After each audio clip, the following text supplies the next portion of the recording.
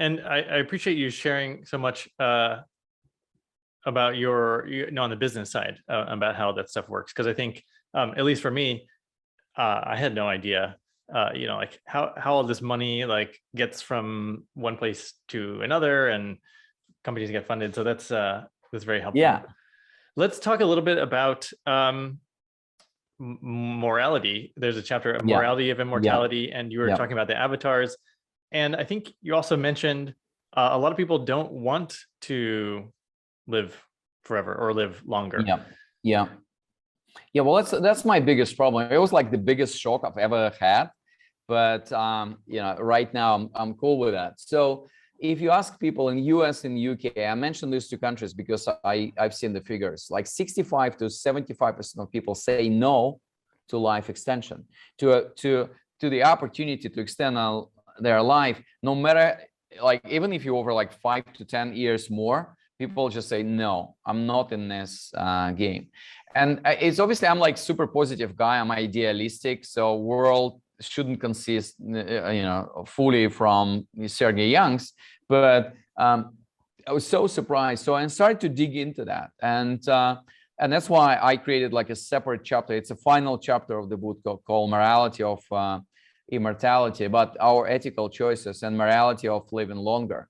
So my takeaway, I've just done a TEDx talk on that called Morality of Immortality as well. So the motto of this TED talk is like, we have created the science and technology to extend our life, but we haven't created life that we want to extend. There's so many ethical choices that we need to make. There's so many things that we need to change in this world before people will believe and will have a desire to live in a new version of the world. Like, think about inequality. Inequality gap is just constantly increasing. This is awful. Like, lifespan in some of these zip codes in US, which share in the same border, can be as different as 15 years. 15 years, right? For the same city. This is depending on the part of the city. This is awful. These are all the same people. They should have like equal access to healthcare. So that's that's one. Like, inequality is a big thing. Obviously, like, world overpopulation is the other thing. People still think by the end of this century, this planet will carry 15 billion people. It's not. Our reproduction rates are decreasing all the time. Right. Well, that's why if you look like any reliable study you look at, so the population of the world will reach a peak by 2050, and it's going to be about 10-11 billion, and then it's going to decrease to 8 billion. So we need to respond to this demographic change with longevity technology and extending productive part of our human lives, just to fight silver tsunami, or resources. Like, one of the questions, like, how are we going to feed all these people? And my response is 45% of food goes to waste in US every night, from restaurants, households, and supermarkets. This is awful. Like, we can feed all these people, but we're just so inefficient with like distribution of resources. And there's so many things, like our relationship with Mother Nature, right? We're so selfish, we're so egoistic, we're so irresponsible, because we think we're going to be like, I'm going to be dying in 20 years, so next generation will sort out this plastic in the ocean. No, we're not. We're all going to be, like, takeaway of this book, we're all going to be living longer, or significantly longer than we expect. So we will face the consequences of our own actions. Can we just can we really take care and take back control and responsibility for our own health and the health of our planet? And my favorite piece, all these social constructs that we have in today's world, like marriage, retirement, career, was designed for the version of the world like 100 years ago, when people were living on average 35 to 45 years. You can obviously have one marriage, one career. I guess, you're gonna die in 45 years. Yeah. Right now. crazy Yeah. to think about, you have a marriage and a family, and then your kids grow up, and you may be like friends with your great grandchildren because Yeah, you could like, I live. mean, how are we gonna manage this whole cross-generational relationships, communication?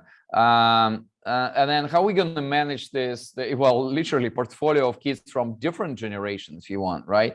2/3 of the marriages go to divorce in 5 to 7 years in US, in UK, in most of developed world. I mean, it's very unfortunate.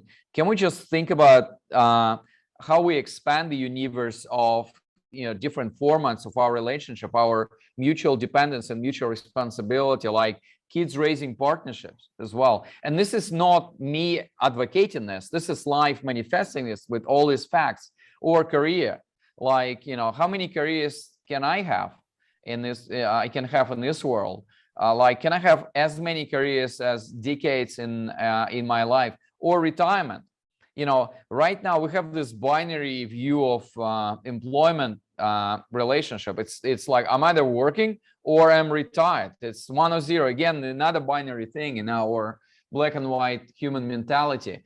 If you listen to Dan Buettner, the author of Blue Zones book, like he says, the two most dangerous years in your life in terms of longevity and mortality is the year of your birth and the year of your retirement. Because if you retire fully, and we don't have enough flexible kind of working engagement and social engagement models in today's world, you lose your social connection, like sense of purpose, like place where you go, where you add value, sharing your wisdom.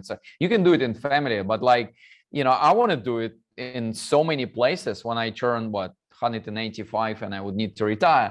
But like, think about this, and the time to start this conversation is today. It's not in 25 years from now, when the world's going to be full of human avatars, and we're going to be all connected in internet of bodies, and we don't have like a lot of nanobots in our blood fighting with cancer cells. We need to discuss this now, and that's the reason why people hate an idea of living longer. And I'm not a fan of immortality at all. I do think if you take out like a death from human cycle, we will not be humans again. But like radical life extension is the thing. So I have plenty of stuff. I'm planning to live 200 years. It's completely irresponsible promise given the current state of science and technology. But like, imagine every morning I wake up and I know I'm going to be living 200 years.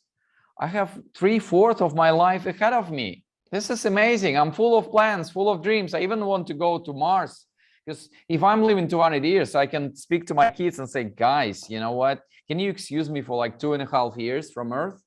I'm going to be going to Mars and back and forth, and that's it. I'll see you a little bit later. So that's the magnitude of opportunity.